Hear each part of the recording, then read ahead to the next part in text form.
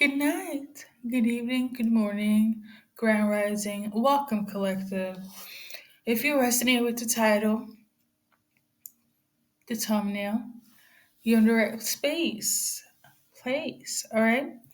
So, this specific person here with this message, um, aka this intuitive channeling here, they're wondering why you want to run away. They're wondering why you cannot stay. They're wondering why you do not want to love.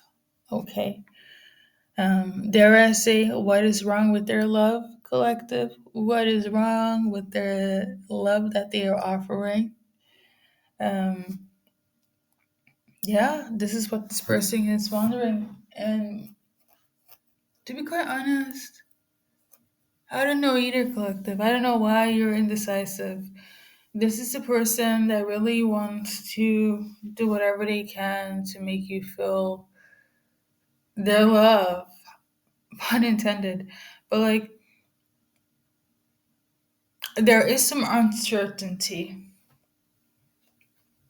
And I don't know where it lies at.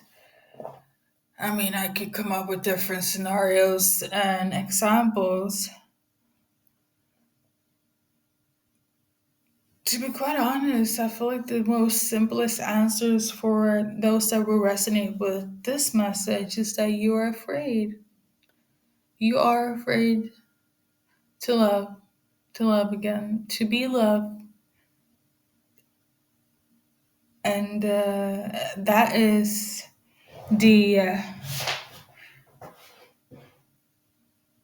question, okay? That is the $1 million question here.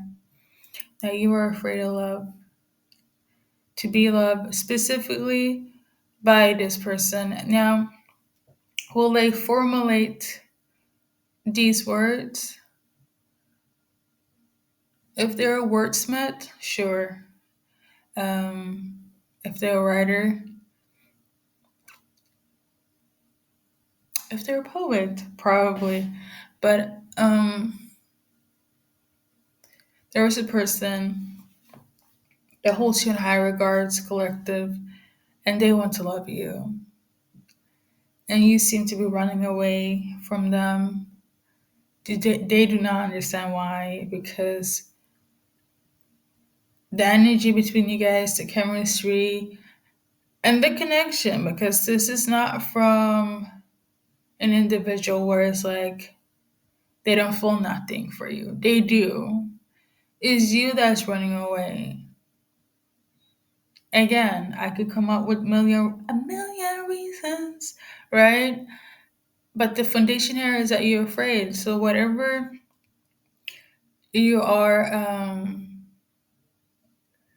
afraid of when it comes to love, because I know trauma can really activate fear when it comes to love and getting back out there. Um, find a way to heal it. It's so interesting because when I was sitting into that, I could sense the frustration on the other end, like, the fuck you mean, heal it? Now, obviously, again, on some logical stuff, if this person, which is not what I'm tuning into right now, you and a specific individual, things are mutual, the chemistry is there, the love is there, but you're afraid. It's similar to how, the whole twin flame concept, how there's a runner and a chaser, and you're the runner. Hey, you guys could be in a twin flame relationship. I do not know, but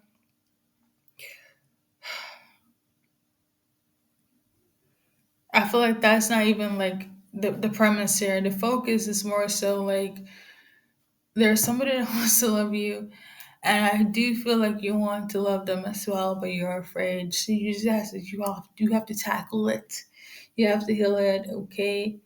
Um, because you don't have to go around on this earth being miserable. Life is too short. We're here, and then the next day we're in the another freaking dimension. Listen, we only got now, okay? And Let me just clarify the definition of love here.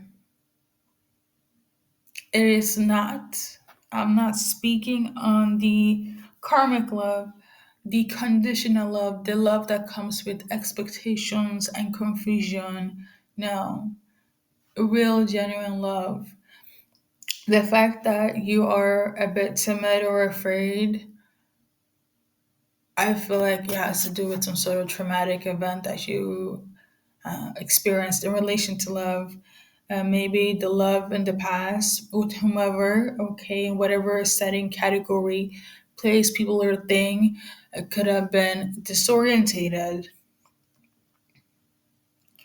And, you know, that's a special kind of experience. Going through disorientated love is something that you really have to have the armor of God, I feel. Yes, let me be religious for a sec. But you really do. You really have to have the armor of God to go through a lot of disorientated love. A love that, and I'm not talking about love in the faces of toxic love. There's love in the faces of is toxicity in different levels, like things that we view as the norm. What I'm tuning into here is like you probably used to things going wrong or expecting things to go wrong when it comes to love, and somebody is ready here to at least try, put in the effort to make it right. And this individual here is like, if you want love, just stay.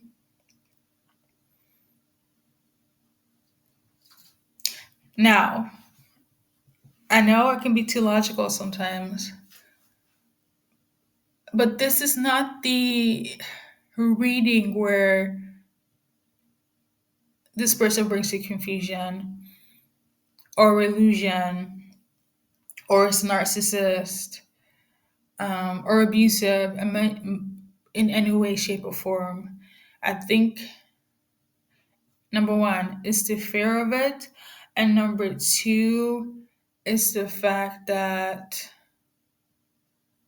you're not used to quote unquote good love, you know, collective. And when something good's come along, it could trigger your senses, and this is why you're running away.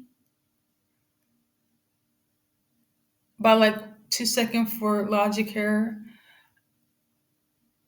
because you guys know I'm logical, but I do have my spiritual senses activated here.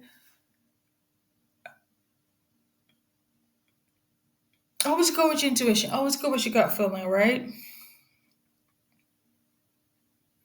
The message here for you guys is not that shape. I would have told you, obviously. Okay? I think it lies on you. Because remember, guys, you're watching this 50 billion readings to get answers and, revelations and whatnot. Remember, you can mirror their actions to, you're not the only one in this equation that, um, has lead and lived um, a karmic free life. I always say this: everybody can switch sides. Um, I'm just trying to balance the scale here, but when it comes to this message, this automatic writing, this person wants to love you, and it might sound very nagging for me right now. You can't really do much with me going on, right? But let me tell you this: when it's real love, there is no stress factor to it. Whatever stress factor you feel in the beginning is because you're not used to it being unconditional, good, not disorientated. You get me? All right. Um, I remember like a few years ago when I used to watch readings. Um, And it's similar, like she's a similar reader to me. She likes to mix like her religion and spirituality, and kind of decode the Bible and whatnot. What's her name? It was like years ago, but I do remember always asking about a specific person, and she. Wait, no, I'm getting off track. But I remember she's saying something of this nature where it's like, you don't know what love is. From that moment when she said that, it really blew my head because, I was one of those, as much as I knew, as intuitive as I was, the version of love that I was used to, it was not real love. It wasn't even love, number one. Two, but I have made it up. You not even made it up. It was my reality. The whole saying with the whole generational curse and like you have to break it in terms of a habit, a mindset, the way you walk in life. It's same thing how you view love. And when she said this and she's like, you don't know what love is, it shattered me. It broke me because I'm like, how the fuck can you tell me what I've experienced with this person is not love? Now, it wasn't directly to the question I had at the time, but she had a reading and she was going like in depth like this. And she said that, and I was like, damn. Because for like a long time, I'd be like, that's the one for me. Because, I've been seeing science and whatnot, unbeknown to me at the time when all my spiritual gifts started to activate and whatnot.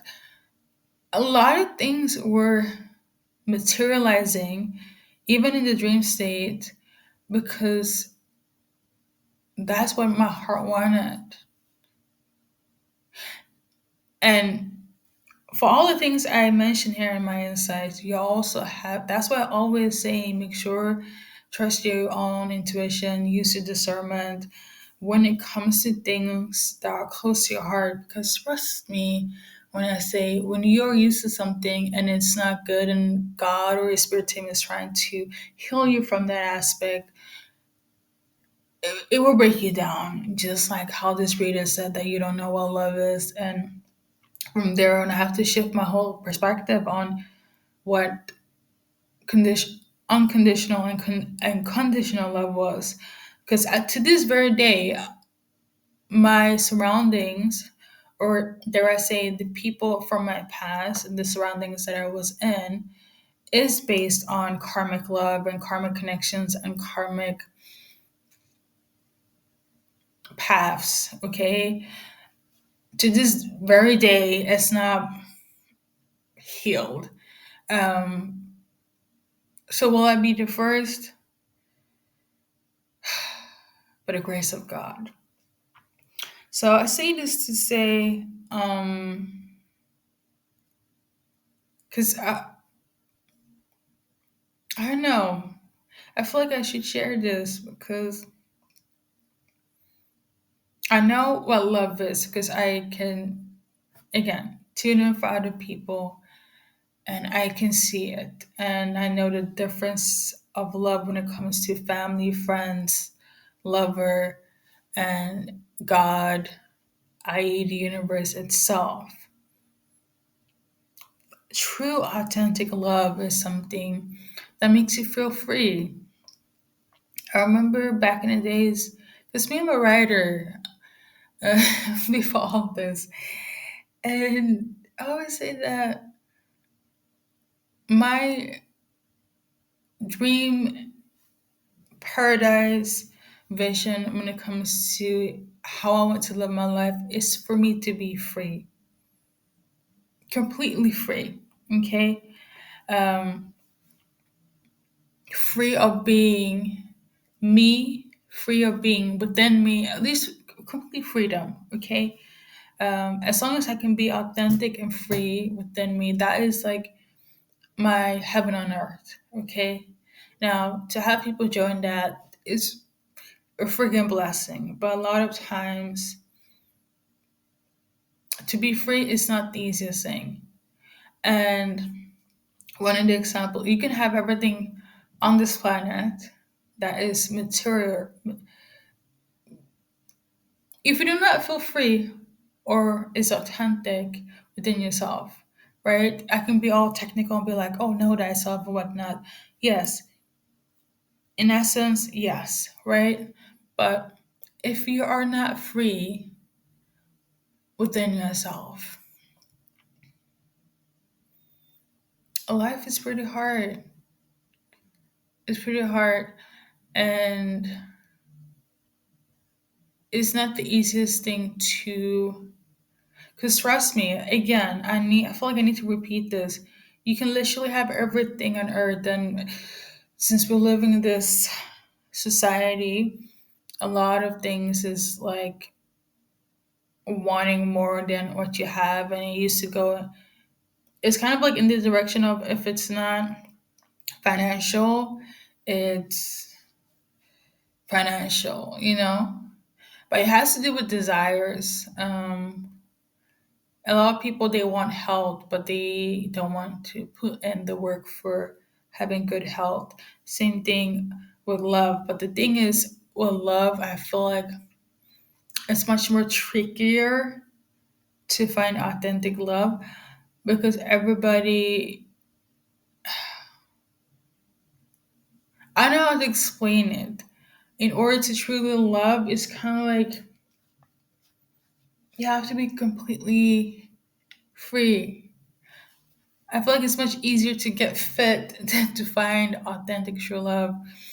Um, I mean, people even struggle to find love within themselves. So, like when I say love in all aspect, like it's really a journey that you have to, right, go through. Um, I don't even know if this will resonate, but I just want to razzle dazzle a little bit extra here. Your person wants to love you, and stop running away when you want to love again, or want love. They are going to be there. Okay. Um, Again, like, I don't know. I think that's what it is. I just want to do a little welcome to my TED Talk of love. Okay, what it really is, what it really means. But this is a love between you and another person. And let me, backtrack a bit. It's not disorientated. It's not toxic love. It's not love with expectations. It's not codependency, etc., etc. It's mutual, genuine love. But I get it though. I get why it feels frightening.